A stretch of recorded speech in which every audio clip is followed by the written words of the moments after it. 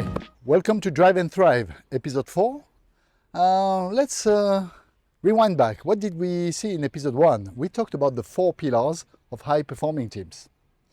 In episode 2, we talked about the 4 elements that would help you ensure you would be always at peak performance. In episode 3, we introduced the stubborn company, the company that you're going to join in a few days, or maybe that you just joined a few days ago, right? As a senior IT leader in any form, in any capacity. And today is episode 4, and I want to talk about a very important topic as you start in this company. Starting a new job is always exciting, but it can also be very, very daunting. Whether you're joining the new company, the stubborn company, or you've been already there for a time and you're taking on a new role within this current organization, the first few months are crucial for setting the tone of your tenure and for laying the groundwork for future success. Okay? So many people tend to say that you must focus on the first 30 days to make your mark, right? So I argue that would be more a 90-day mark, right? This is really the critical horizon you should be looking at, and I'm going to explain why. In my eyes, this time frame aligns with the typical trial period in most job contracts, and that's already a good reason to look at this period for this purpose, right? 90 days, 3 months trial period, so of course you need to make sure that you have an impact and you make your footprint, and that you understand if this job is really for you at the end of the day. As the saying goes, if you're failing to plan, you're planning to fail, okay? So never forget that. While you might need not need a rigid plan, you still need a framework, a methodology, and a set of guidelines that can make all the difference as, again, you progress in the first very few days, early days in this company and in this new role, okay? So this is the purpose of this podcast, to explore how to make the most out of your first 90 days. And to do so, we are going to draw some insights from a book written by Michael Watkins that I used in the past myself. And it's a book titled The First 90 Days. It's been very useful in this time, but now today I'd like to expand on the crucial areas that really deserve more attention. Okay? So let's talk about this book first, right? It's got a few wisdoms that are worth mentioning here, okay? Michael Watkins, out of his own experience and a collection of testimonies gathered in the industry from a few people, has gathered what is probably a solid foundation for anyone starting in a new leadership role, right? Leadership position. And maybe we start by reviewing the first few key ideas that the book is covering.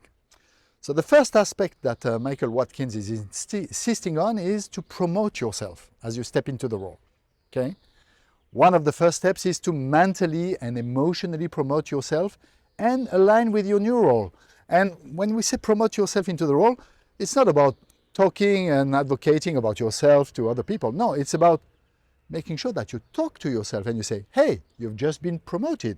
This is your new world now, right? This is the new you.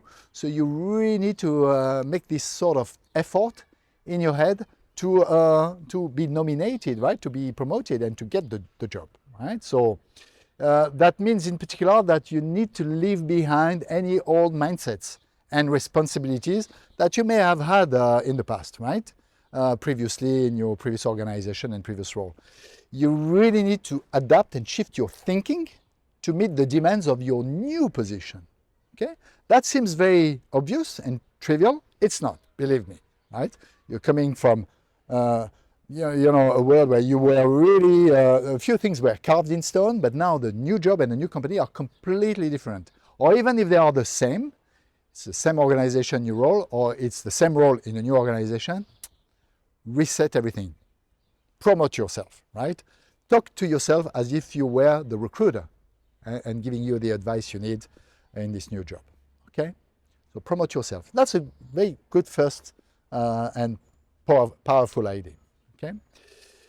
The second advice that Michael Watkins will be giving you is that you need, during this first period of time, to accelerate your learning, investing on time to understand the lay of the land.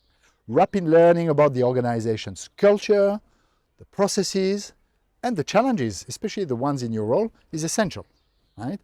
So in the book, you will find a systematic approach to help you identifying key stakeholders and understand the organizational dynamics.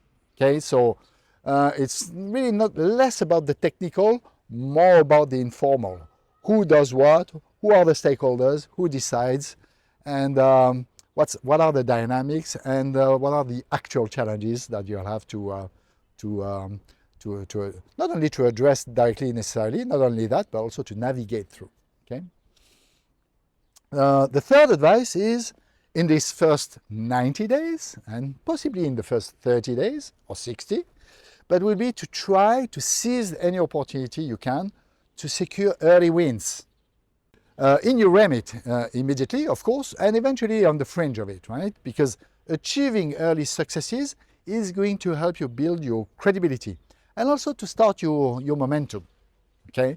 So the book offers different strategies to identify these quick wins and to prioritize the opportunities you have to pick them, right? Again, it's about creating positive perceptions of yourself and to foster the support from your colleagues and from your superiors at the end of the day, okay? So low-hanging fruits, quick wins, very important. Number 4 of the advices you'll find in this quite useful book are in your leadership position. So you're a leader, which means that very likely you will have a team, whatever the size. Could be a very small team of 2 or 3, or it could be a very large one with a number of reports. But the next thing you need to do during this period of time is going to form your team and form a strong, cohesive team. This is really vital for your long-term success as a leader. Of course, right? You're only going to be as good as your ability to align people and mobilize people around you, in particular in your team. So again, here you'll find in this book interesting blueprints for assessing your team, the team you're inheriting, the incumbent, and to develop it, right? So, and that can be, of course, developing the existing members and evaluate them, evaluate their strengths and weaknesses, and to align their goals, right? The team goals with the organizational objectives. But this is going to be also about potentially, expanding your team, hiring new people, letting go some and hiring you. You're not likely to do that in the very first 30 days or 60 days, but maybe in the first 90s. Happened to me in the past. You might already be in a position to say, I'm going to shift things around and let go some people and maybe spot already that I need to hire a few talents in an area, right? So this is really something that you need to do, forming your team and aligning it. So let's talk about alignment, right? Because alignment, of course, if you remember, in the 4 pillars of high-performing teams, one of the key ones is to make sure that the team is aligned, and aligned with something very obvious, the strategy, right? The strategy of the company. So really, you need to make sure that the strategy, the structure, and the systems and the skills of your team are aligned intrinsically, but also with the companies. This is really crucial to make sure that you have an effective leadership and you convey the right messages, that you're clear, crystal clear in anything you're saying and the messaging you're conveying. Would that be to your team as a whole or to individuals taken separately in your one-on-ones, okay? So you'll find in the book some details about how leaders can diagnose and address misalignment in the organization in general. So, questioning and challenging misalignment where you see them, including with your peers sideways or with your mentors and sponsors, but most importantly within your team. Okay? So, look, it's a great book, but since I've been using it, a few years have passed and I've discovered on my own different areas where you could go beyond the basics, right, and start digging deeper to find more useful gold for you as a leader, right? So there's really valuable insights in this book, and I can only recommend to start there to read it. But there's also some areas where it falls short, right? And really it would benefit from a deeper dive. So to explain that, maybe the first thing I want to do is to introduce here what is going to be in Drive and Thrive, really as part of the framework of Drive and Thrive, what are going to be the 5 core operating systems, according to me, for business performance, right? So we talked about the 4 pillars for high-performing teams, human, working with human material, but now we're talking about, operating system in the organization to ensure and monitor and keep growing business performance. Slightly different. We're talking about an operational model here, or operating systems, okay? So I would say that to truly excel in your new role, it is really crucial to understand and engage with these 5 core operating systems that drive the business performance. And that they would be, number 1, the strategic operating system. And of course, you need to make sure that you align your people roles and activities with the strategy. Okay, so that's number 1. Number 2, we'll talk about the culture operating system. And that's where we will come to the 4 pillars of high-performing team. You'll dispense that through the cultural operating system. How to build high performance and really how it's going to induce and trigger step changes to the business. So strategic operating system, cultural operating system, then we will start looking into the leadership operating system, right? How you can create a business-wide or at least a team-wide playbook to increase your managers, your first-line managers' impact on their own people. And that's really true in particular if you start having larger teams. If you've got only a team of 2 or 4, you're the one in a position to make sure that you have a leadership or operating system for yourself, right? As part of a broader one, and preferably aligned with your peers, right? But if you have a large team, and I had teams of 100 plus in the past with up to 6 reports, you need to make sure that your leadership or operating system is in play with your managers, each of your managers, who are your conveyor belts, so to speak, okay? That's number 3. The 4th operating system is the one around capability, team capability. And capability is really about the skills of your people, right? Their competence, their abilities, their experience, and how they can execute effectively through training and through learning, knowledge transfer, cross-skilling, upskilling.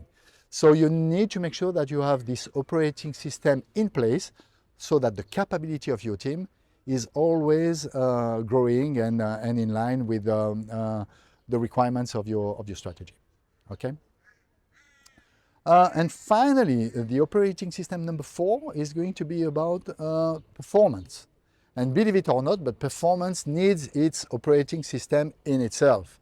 It's not going to happen, through wishful thinking and out of thin air, right? You really need to make sure that you have a way to measure and monitor performance of your people, but of your team as a whole, right? So it will be about people enablement through OKRs, and it will be about team and projects effectiveness measurement through KPIs in particular, okay? So these are the 4 operating systems that you will need to make sure that you engage, right, business performance. And by positioning yourself within these 5 dimensions, you can ensure that you have a meaningful and material impact on the organization as a whole, while growing and keeping enjoying yourself in the role you just picked, okay? So maybe to be a little bit more specific, and I'd like to dive into some aspects and examples of what it would look like to go beyond what the first 90 days book is giving you. And I would say that the first thing we could discuss is the importance of balancing speed and depth, right? So, of course, you're in a hurry. You're in this new role and you want to prove yourself and you want to get results, okay? And you're going to action all these strategies and levers and operating systems to make sure that you succeed. But be careful not to go to the hasty way, right? Don't confuse speed and precipitation or haste, so to speak. You will need, in some areas, to take the time to dive deeper, take some depth in some topic, right? If you emphasize too much on quick wins, right, which is important, as the book says, it must not come at the expense of addressing deeper and more systemic issues that you may spot very early on in the organization and in your team, okay? So really, as a new leader in the organization, you will need to strike a fine balance between achieving visible results and also laying the groundwork for long-term improvements, right? You're a builder. You're not just a doer and a tactical commander on the battlefield. You need also to be the strategist and look on the horizon, look on longer-term challenges, okay? So striking the balance between speed and depth is really going to be an important aspect of your everyday thinking in whatever you're doing in your first 90 days and beyond, of course, right? But then hopefully you'll embed that in your leadership style and in all your operating systems, okay? Another area where the book is very shallow is around the importance of investing in your own emotional intelligence and what is called the soft skills. It's a very funny saying, right? Soft skills, presumably by opposition to hard skills, technical things that you can measure. But soft skills are essential, and emotional intelligence as a leader is key. And I've noticed that in the book, Watkins focuses primarily on strategic and operational aspects, right? Rather than the need to develop, grow, and exert emotional intelligence and soft skills as a senior leader. And that's going to be with your team, with your reports and your team members, and down to every single team member. If you have a big team, make sure you meet everyone and you send your probes very down in the hierarchy of reporting that you have, right? But it's also about emotional intelligence sideways. Not, of course, not to mention your boss, potentially, your sponsors and your direct manager, also sideways to your peers, where you are going to try to find allies. And of course, you'll have to spot detractors eventually, okay? So this is really critical, exerting your emotional intelligence and soft skills. And you can develop them, right, through training, self-training or organizational training, paid training. This will enhance your ability to connect with your team, to manage your own stress and the team stress, and to navigate all the complex interpersonal dynamics that you may have to deal with. And of course, in doing so, you will have considerations for diversity and inclusion in your team, which is, of course, a key topic when we speak about ethical leadership. You might need to spend some time assessing where your team, the organization, and your team in particular stand in that space of inclusion and diversity. Diversity is a real asset for any team, really. Diversity of gender, diversity of background, diversity of trainings, educations, diversity of even philosophical and religious views.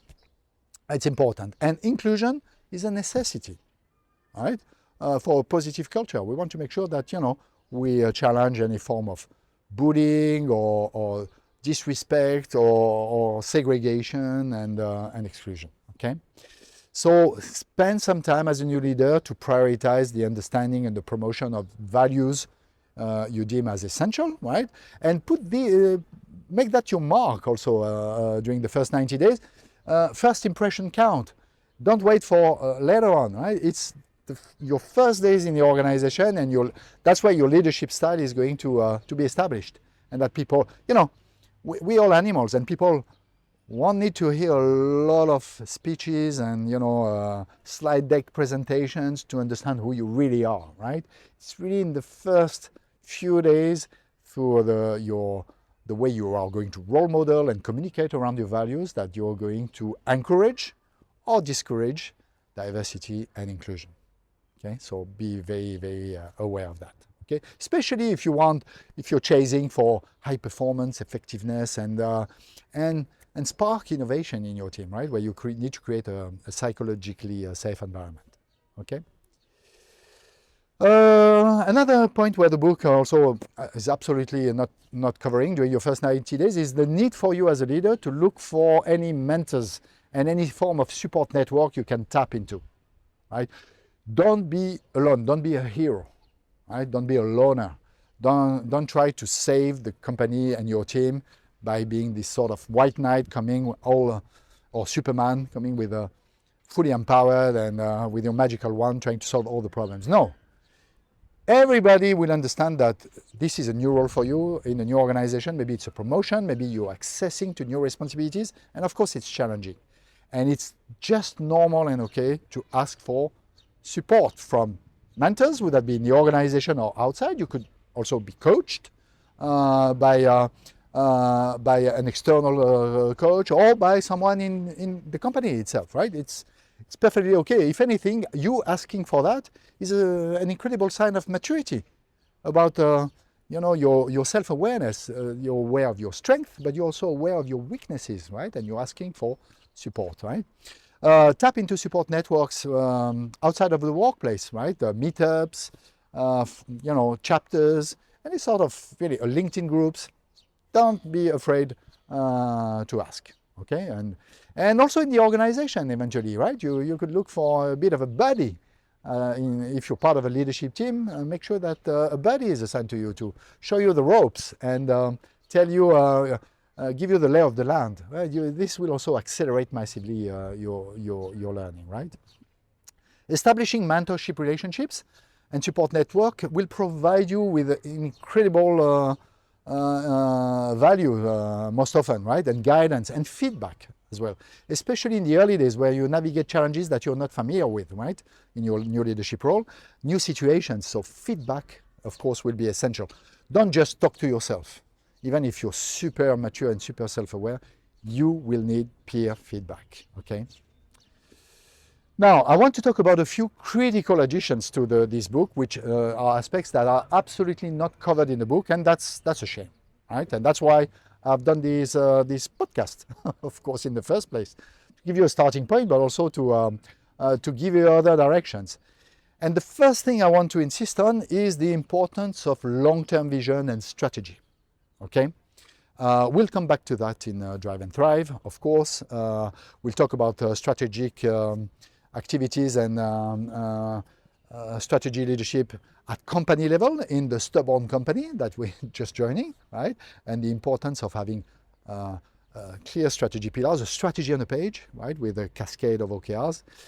But as you're stepping in, it's your right and your prerogative to spend time and ask for clarity on the vision of the company, its purpose, its mission, and what is the ongoing strategy, okay? Of course, you will keep focusing on early wins in your role, and it's important. You will pick any opportunity to seize the low-hanging fruits, but you need to be able very quickly to speak about what's for the next 1 to 3 years. That's, generally speaking, the strategic horizon of modern organizations, right? It's just normal that you ask from your boss, from your peers, from the sponsors or the execs, or from the steering committee of the project you just joined, what is the strategy, okay? And very quickly engage yourself and your team in strategic planning sessions, okay?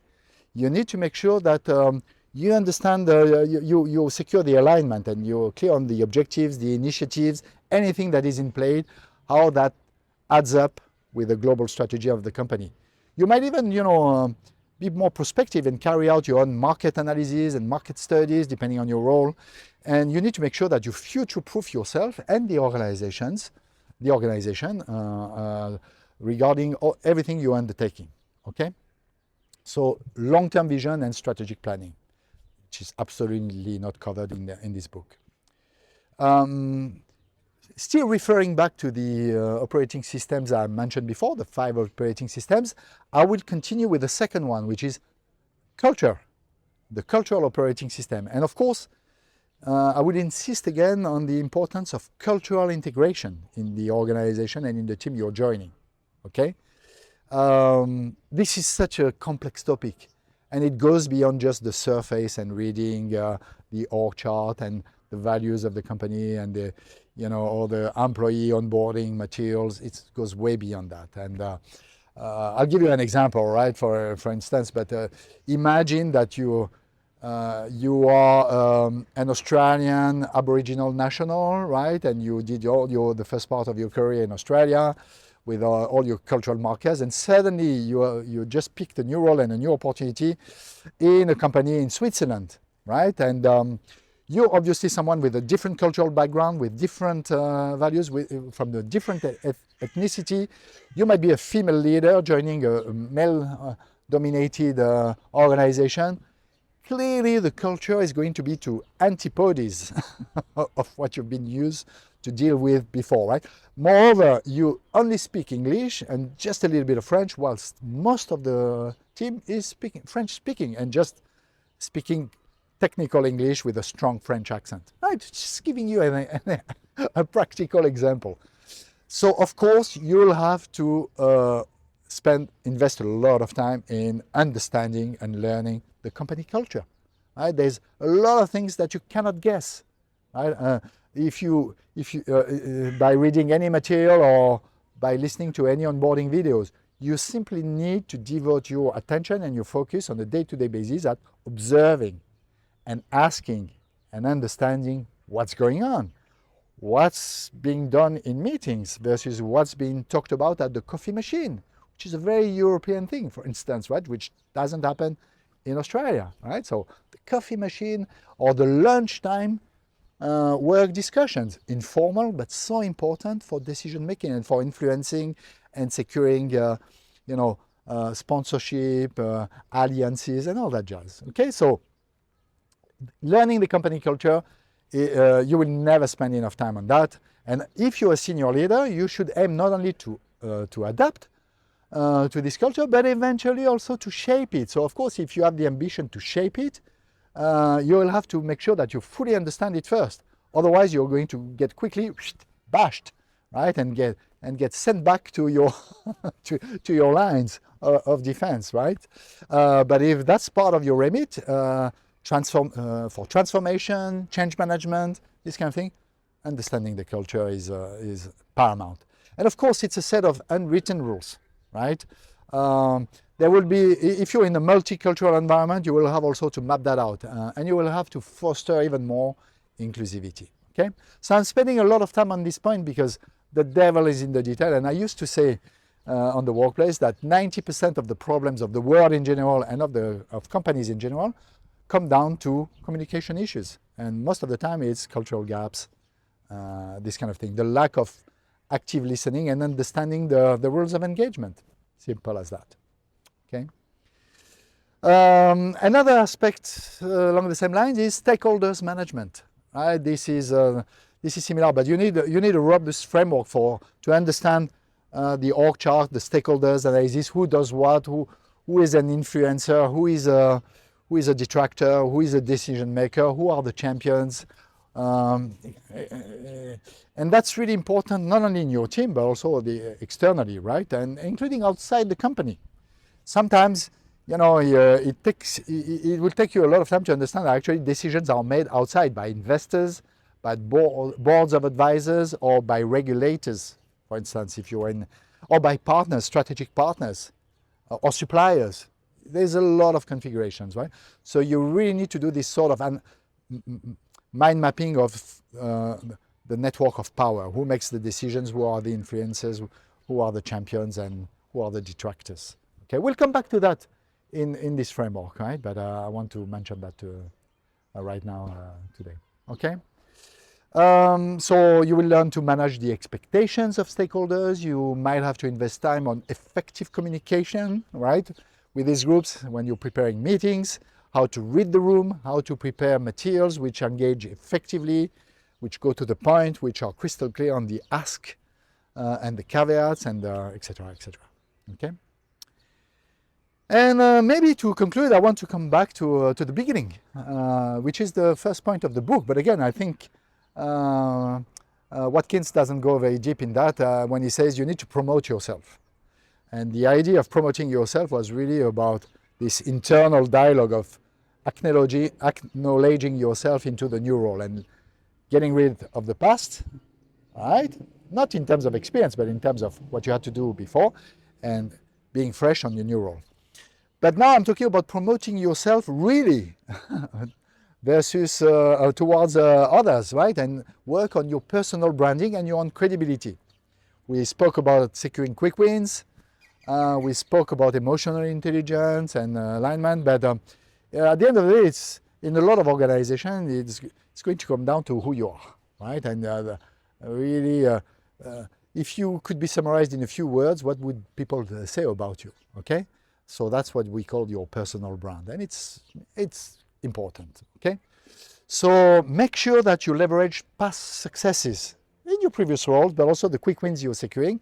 They are going to build your brand, right? And they are going to help you establish a narrative about who you are, what are your strengths, and how you're going to be able to inspire people. Your personal brand can come out of, as I said, quick wins, right? And the way you've been able to quickly secure some results, some outcomes, some support, some approval. If you're lucky, it could come out of crisis management.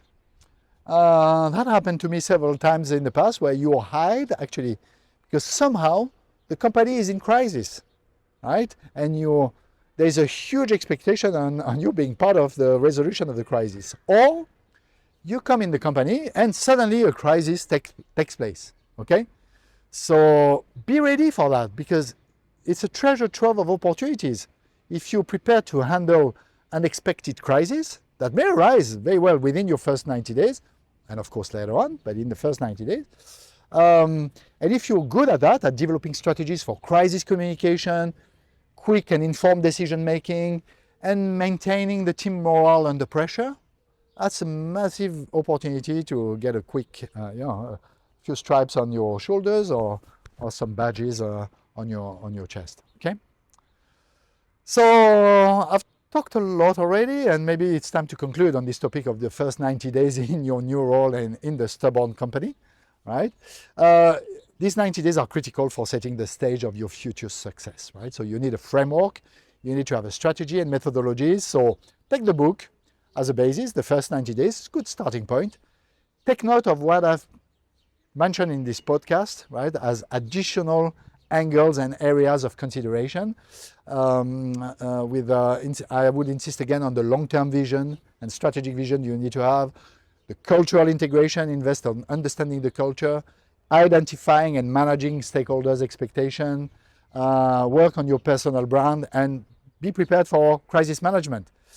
This way you can position yourself for success and have a meaningful impact on the organization you're joining, okay? At the end of the day, remember that you might have joined this company and this role, but there's always the possibility that it's not for you. And that's also what the 90 days are about, right? That at the end of the 90 days, if you've been very diligent and disciplined about everything we've been talking about, and you came into the role and you put all the chances on your side with organization, self-awareness, time investment, opportunistic and timely action, tapping into your intuition and your experience to secure the right supports and sponsors. If despite that, this doesn't work for you after 90 days, or I would say between the 60 and 90 days mark, well, you will gain the confidence that this job and maybe this organization is not for you, okay? But again, this presumes that you came prepared and organized and strong-hearted and strong-willed into the job. You've done anything you could, you've maximized your chances of success, and if despite all that everything fails or goes sideways or feels a little bit weird and awkward and you're not getting the traction in it, don't dwell too long on it. It might be a good time to start looking for the next opportunity. That's also what the first 90 days are about. Very often it's a trial period, and too often we forget that it's an opportunity for the company to try you, right, to see if you're the good person for the job. But that's also the other way around, the opportunity for you to see if that's the place where you're going to have an impact and where you are going to blossom, okay? And to be honest, life is too short, right, to waste time and to beat I like the saying, which is beating a dead horse, right? Doesn't work. If you can see, it's a position where you won't be able to grow and to contribute effectively and to thrive. Draw your conclusion, okay? So as you embark on this exciting journey of joining the stubborn company in your first 90 days, keep these strategies in mind, stay adaptable, and don't be afraid to make bold moves. Just be true to yourself and organized. Your first 90 days are just the beginning of what could be an incredible chapter in your career. Okay? So make these 90 days count. That's all for today in the Drive and Thrive podcast. I wish you well. Be in the driver's seat, and we'll speak again soon about your next move in the stubborn company. Take care.